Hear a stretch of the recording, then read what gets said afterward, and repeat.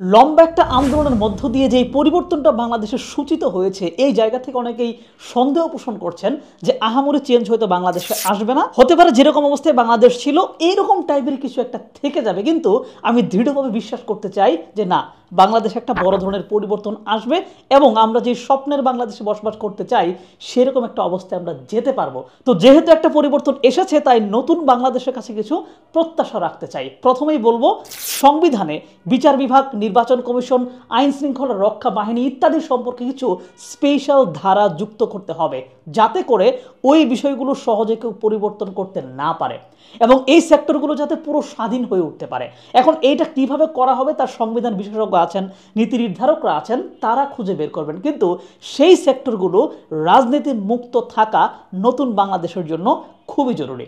এর সাথে কোনো একজন মানুষ যাতে টানা 2 মেয়াদের বেশি ক্ষমতায় থাকতে না পারে সেই ব্যাপারটা অন্তর্ভুক্ত করতে হবে। কারণ আমরা ইতিমধ্যে দেখেছি কোনো একজন রাজনৈতিক দলের নেতা তার দল সহ যদি একটা লম্বা সময় ক্ষমতায় থেকে যায়, তবে তার ভিতরে কিন্তু স্বৈরাচারী মনোভাব চলে আসে। সেটা আপনি ইতিহাস ঘাটলে অনেক দেখতে পাবো। অনেক গণতান্ত্রিক দেশেও কিন্তু এমনটা হয়েছে যে টানা 15 বছর 20 বছর ক্ষমতায় থেকে লাস্টের দিকে সে কিন্তু স্বৈরাচারী আচরণ করতে শুরু করে। আমরা চাই না যে বাংলাদেশে এরকম অবস্থা আবার ফিরে আসুক। হ্যাঁ, তারা হয়তো উন্নয়ন ঘটাবে, কিন্তু সে উন্নয়নের আড়ালে মানুষের বাক স্বাধীনতা যদি নষ্ট করে দেয়, সেইটা আমরা কখনোই প্রত্যাশা করবো না। তাই এই ব্যাপারটাও সংবিধানের মাধ্যমে একটা কার্যকর উপায়ে নিয়ে আসতে হবে। তো এসব করার জন্য কিন্তু সরকারের বিচার বিভাগকে সম্পূর্ণ আলাদা এবং স্বতন্ত্র ক্ষমতা দিতে হবে। এখানকার নিয়োগ কার্যক্রম সবই হবে সম্পূর্ণ আলাদাভাবে। কোনো রকম নিয়ন্ত্রণ যাতে সংসদ থেকে না থাকে সেইটা 100% নিশ্চিত করতে হবে। পুরো দেশের সকল নিয়োগ এবং পদোন্নতির জন্য মেধা এবং দক্ষতাকে প্রাধান্য দিতে হবে। এবং বাংলাদেশ ব্যাংক, যেটা দেশের অর্থনীতির গতি প্রকৃতি নিয়ন্ত্রণ করে, সেই বাংলাদেশ ব্যাংকের অর্থনীতিবিদ নিয়োগের ক্ষেত্রে সর্বোচ্চ মেধাবী এবং দক্ষ মানুষ যাতে যায় সেইটা প্রয়োজনে আইনের মাধ্যমে নিশ্চিত করতে হবে। অর্থ মন্ত্রণালয় যাতে বাংলাদেশ ব্যাংকের আর্থিক পলিসিকে নিয়ন্ত্রণ করতে না পারে সেইটা নিশ্চিত করতে হবে। আমরা দেখেছি ভেঙে পড়া শ্রীলঙ্কার অর্থনীতি ঘুরে দাঁড়িয়েছে সে দেশের কেন্দ্রীয় ব্যাংকে একজন স্মার্ট এবং যোগ্য লোকের নিয়োগের মধ্য দিয়ে। আমাদের দেশে যেটা কখনোই হয়নি, বরং বড় বড় সকল পোস্টে পলিটিক্যাল মানুষজনকে বসানো হয়েছে, যে কারণে দেশের ওভারঅল কোনো মিশন ছিল না। এইটা থামাতে হবে।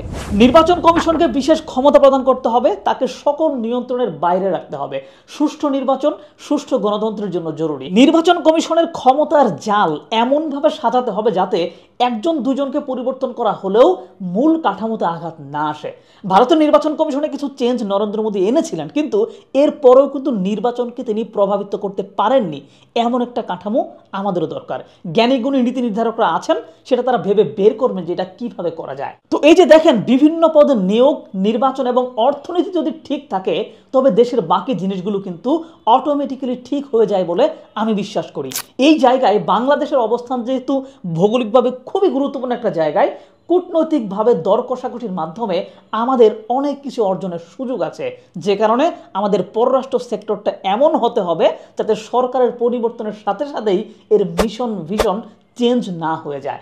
এমন সব লোকজনকে এখানে আনতে হবে যারা সবকিছু সরকার প্রধানের কথার জন্য অপেক্ষা করবেন না। ভারতের পররাষ্ট্র মন্ত্রণালয় এবং এই সম্পর্কীয় সেক্টরগুলো নিজস্ব মিশনে চলে, গোয়েন্দা সংস্থাগুলো নিজস্ব মিশনে চলে। সরকার পরিবর্তনের সাথে তাদের মিশন ভিশনে খুব একটা চেঞ্জ কিন্তু হয় না। তাই আমাদের পররাষ্ট্র সেক্টরটা এমন দেখতে চাই। এখন অনেকেরই প্রশ্ন আসতে পারে যে বাংলাদেশের যা সম্পদ আছে তা দিয়ে কি আমরা আসলে ঘুরে দাঁড়াতে পারবো? 100% পারবো। নতুন বাংলাদেশে যে সরকারটাই আসুক, শুধু একটা জিনিস চেক দিতে হবে, আর সেটা হলো দুর্নীতি। দেখেন, আমাদের সবচেয়ে বড় শক্তি হচ্ছে প্রবাসীদের পাঠানোর রেমিটেন্স। প্রতি বছর 22 থেকে 25 বিলিয়ন ডলার রেমিটেন্স আসে বাংলাদেশে। দেশের দুর্নীতি বন্ধ করলে, হুন্ডি এবং অর্থ পাচার বন্ধ করলে সেই রেমিটেন্স গিয়ে দাঁড়াবে 40 বিলিয়ন ডলারেরও বেশি। আমাদের প্রবাসী ভাইরা দেশপ্রেমিক, দেশের অবস্থা সুন্দর থাকলে তারা কষ্ট করে হলেও ব্যাংকে গিয়ে টাকা পাঠাবেন, হুন্ডিতে পাঠাবেন না। এই রেমিটেন্স আমাদের রিজার্ভকে জাস্ট 6 মাসের মধ্যেই চাঙ্গা করে তুলবে। সেই সাথে আমাদের আছে তৈরি পোশাক রপ্তানি, সেখান থেকে দেশ আরও প্রায় 45 বিলিয়ন ডলার আয় করে। আরও কিছু রপ্তানি পণ্য তো আছেই আমাদের। সব মিলিয়ে দেশে বছরে বৈদেশিক মুদ্রা জমা হবে প্রায় 100 বিলিয়ন ডলারের মতো। আর আমাদের বর্তমানে প্রতি বছর আমদানি ব্যয় হচ্ছে 60 থেকে 90 বিলিয়ন ডলারের মধ্যে, মানে আমদানি ব্যয়ের তুলনায় আমাদের দেশে বৈদেশিক মুদ্রা আহরণের পরিমাণ বেশি হয়ে যাবে। সেই সাথে দেশের ভেতরে বিদেশি বিনিয়োগ, অভ্যন্তরীণ নানান অর্থনৈতিক কর্মকাণ্ড, স্থানীয় বিজনেস, এসব আমাদের জিডিপি এবং রিজার্ভকে বৃদ্ধি করবে। এসব কিছু দ্রুত হয়ে যাবে যদি দেশের দুর্নীতিটা কমানো যায়। মালয়েশিয়া যেতে প্রকৃতপক্ষে একজন প্রবাসীর 80,000 থেকে 1 লাখ টাকার বেশি লাগার কথা না, কিন্তু সরকারি মহল এবং তাদের সাথে মিলে একটা দালাল চক্র প্রত্যেকের কাছ থেকে 4 থেকে 5 লাখ টাকা করে নেয়। এই বিদেশে যাওয়ার প্রসেসটা আরও স্মুথ এবং দুর্নীতিমুক্ত করা গেলে আমাদের রেমিটেন্স আরও বেড়ে যাবে। ভারত শ্রীলঙ্কা থেকে অল্প খরচে মানুষ বিদেশে যেতে পারলে আমরা কেন পারবো না? এই দুর্নীতি এবং সিন্ডিকেট ভাঙতে হবে, আর এটা ভাঙার জন্য দরকার স্পেশাল ফোর্স। আমাদের পুলিশ বাহিনীকে কারো অধীনস্থ না করে তাদেরকে আলাদাভাবে সাজানো যেতে পারে, আলাদা করে আইনও করা যেতে পারে। দেখেন, বর্তমান দুর্নীতি দমন কমিশনকে বলা হয় দুর্নীতি কমিশন।